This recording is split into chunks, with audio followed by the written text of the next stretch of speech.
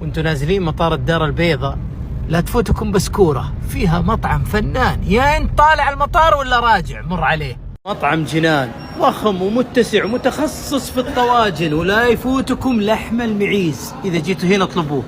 هذا الطواجين الماعز، يا سلام. وهذا المشويات في الوسط. تبغى تشوف كذا من الأعلى نطلع إلى أعلى برج في الدار البيضاء، كويس أنت. من عجائب كازابلانكا دورة المياه هذه، بوريكم إطلالتها. دورة مياه في المغرب، هذه إطلالة فندق 5 نجوم. ما هذا يا كازابلانكا، دورة مياه هذه إطلالتها. هذا جانب من جمال كازابلانكا، الدار البيضاء، ممشى رياضي وحديقة على أمواج المحيط الأطلسي، بعض المطاعم والمقاهي المطلة على شاطئ الدار البيضاء على المحيط مباشرة. هنا المغرب، هنا الدار البيضاء في وجهها الجديد. الله، والمسبح على المحيط. صلاة الجمعة في واحد من أكبر مساجد العالم، جامع الحسن الثاني في الدار البيضاء، جوهرة مغربية على الماء. هذه المئذنة الشامخة تمتد في السماء 200 متر، بناية من 66 طابق، ناطحة سحاب. اليوم حنا في ضيافة طه في المغرب. مرحبا بك. الله يسعدك. وعملت لنا هذا الطبق المغرب الأصيل. استريح طه. فاللي ما جرب الكسكس من أيادي مغربية في بيت مغربي ما يعرف الكسكس. اليوم الجمعة، ومن الأشياء الضرورية في المغرب الكسكس يوم الجمعة، والكسكس ما يحلى إلا بالتغميرة دياله. يا سلام. كثيرا ما كنت فاهم الكسكس إلين يسقونه بهذه التغميرة، اختلف الطعم معاي 100%. ومن الأساسيات في المغرب الأتاي وأطباق الحلال. لكن هذه 3 أنواع من البهلة. وهذه هذا الفقاس. فقاس، وهنا وهذا صابلي. بهلة وفقاس وصابلي. ونبدأ يومنا مع طبق المسمنة المغربية، عبارة عن دقيق ناعم وملح وزبدة، وينضاف عليها العسل. وصباحكم سعيد من المغرب. من الأشياء الجميلة في المغرب محطات الاستراحة في الطرق، فيها مطاعم ومقاهي بعرض لكم إياها.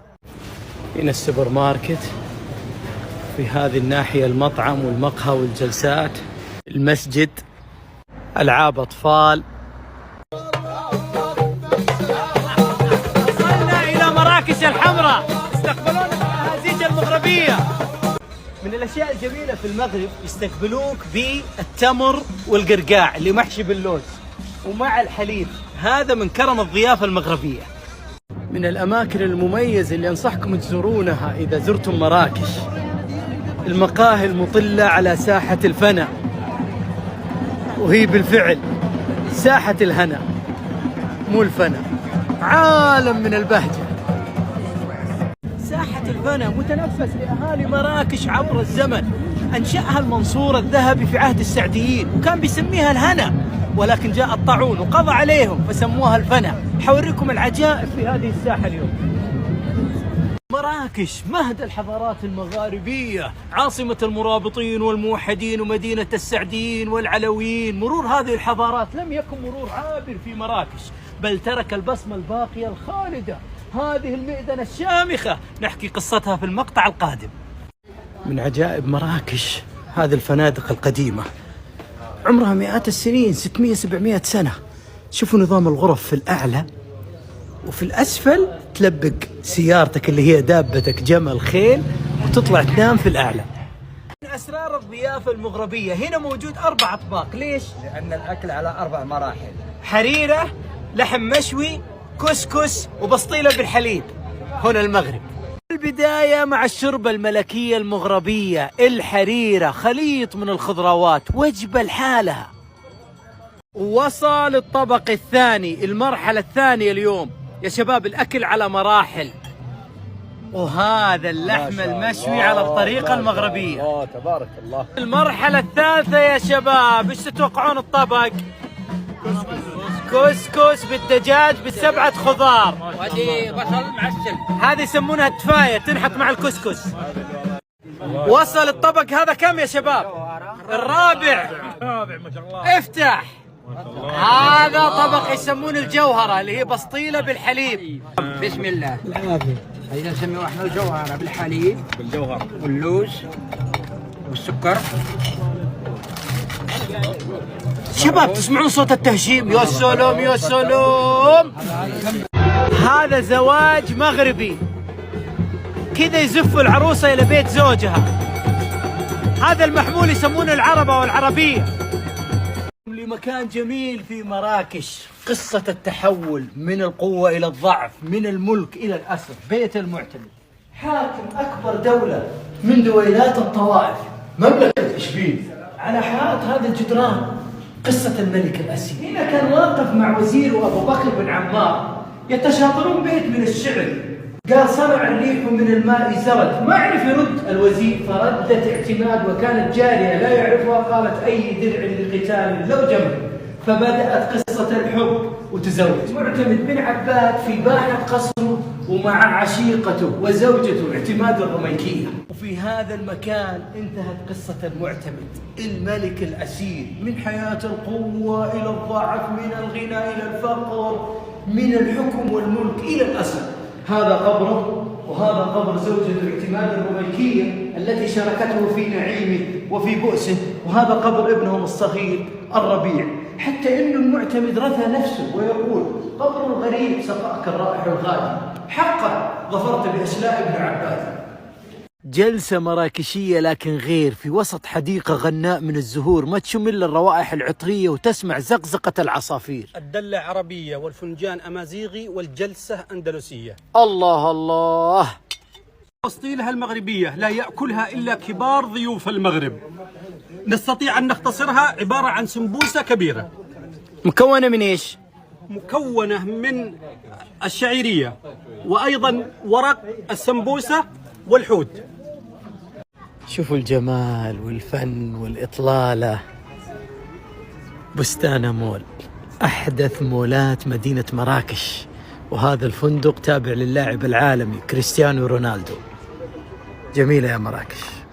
الطبيعة تتحدث في مراكش، الثلوج تكسو جبال الأطلس ونهر أوريكا يخترق هذا الوادي الأخضر الجميل. جولتنا اليوم في مراكش الحمراء على ظهر الخيل، قافلة تسمى الكوتشي. بوريكم فن المعمار المغربي بأبهى حلله، الزليج المغربي، الجبس، خشب الأرز، المقرنصات. هذا القصر عمره مئات السنين، بهو الرياض السعيد في مراكش. شوف يا أبو فهد، شوف الفخامة، شوف التاريخ، شوف الزليج اللي بيشتغل باليد. يا الله. شوف الخشب من مئات السنين، لا نجارة ولا مكاين، كله شغل يد مغربية. تبغى تجربة مميزة في مراكش؟ اسأل عن مقهى الباشا. هذا المكان مرحبا بيك، عالم آخر من القهوة. شوفوا بس كيف النظام، الترتيب، المعمار، حاجة ولا أروع. هنا تستلذ بالقهوة.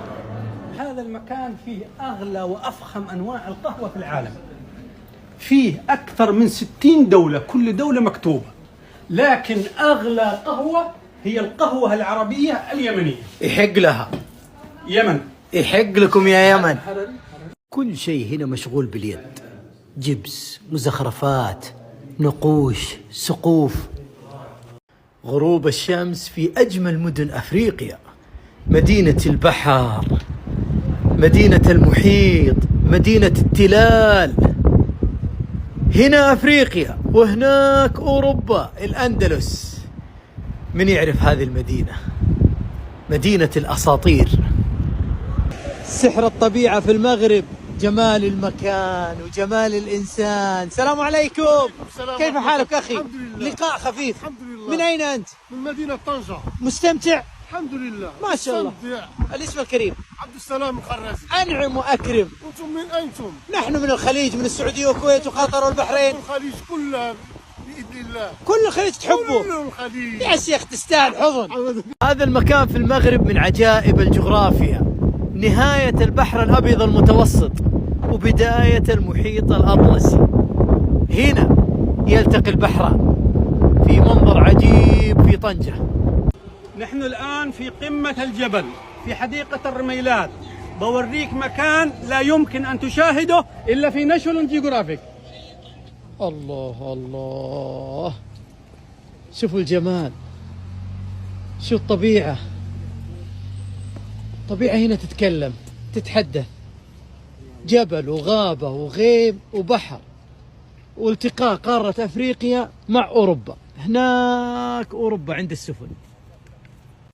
باخذكم لمكان مميز في طنجة، خليكم معي نصعد. وبعد الصعود هذه النتيجة، إطلالة على البحر المتوسط والمحيط الأطلسي في منطقة جميلة في طنجة، أنصحكم تزورونها. مقاهي، مطاعم، إطلالة خرافية، طبيعة في طبيعة. شوفوا الجمال، شوفوا المغارة، هذه الفتحة على المحيط، إذا قلبتها تعطيك قارة أفريقيا، وإذا تمعنت فيها كأنها رجل يصرخ. هنا شوفوا فمه وخشمه وكأنه لابس طاقية، لكن هي بالفعل قارة أفريقيا مقلوبة. في طنجة واحد من أقدم المقاهي الشعبية في العالم، إطلالته خرافية وله من اسمه نصيب. مقهى الحافة على حافة قارة أفريقيا، مواجه لأمريكا والأوروبا. هذا المقهى قديم، عمره أكثر من 100 عام. تخيل 4 أجيال عدت على هذا المقهى. شوفوا الفن، شوفوا الذوق، شوفوا الترتيب. هذه أحد الأزقة في البلدة القديمة في طنجة. الله يا طنجة. شروق الشمس في طنجة. الفندق هذا مرتب جميل، اختيار الألوان جدا هادية مريحة للنفس. شوفوا طلالته على البحر، المسبح على البحر. لقاء التاريخ مع الجغرافيا في المغرب. هذا جبل موسى نسبة إلى موسى بن نصير، والمقابل له هناك في عدوة الأندلس أسبانيا اليوم جبل طارق بن زياد فاتح الأندلس. وهذه أقرب نقطة ما بين قارة أفريقيا وأوروبا، 13 كيلو متر تقريبا.